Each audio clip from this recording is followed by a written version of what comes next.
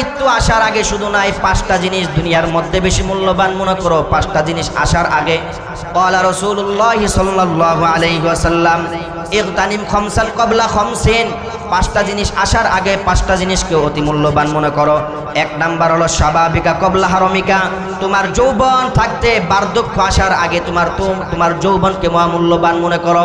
2 number হলো ওয়াসিহাতিকা ক্বাবলা সাকমিকা, অসুস্থ আসার আগে তোমার সুস্থতার নিয়ামতকে তুমি ভালো করে মূল্যায়ন করো।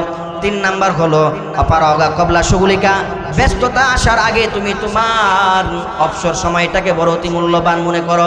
4 নাম্বার হলো পয়গম্বর বলেন অফার অগনাকা ক্বাবলা ফাকরাকা, গরিব হওয়ার আগে তোমার যে সচ্ছলতা আছে এইটাকে বড় মূল্যবান মনে করো।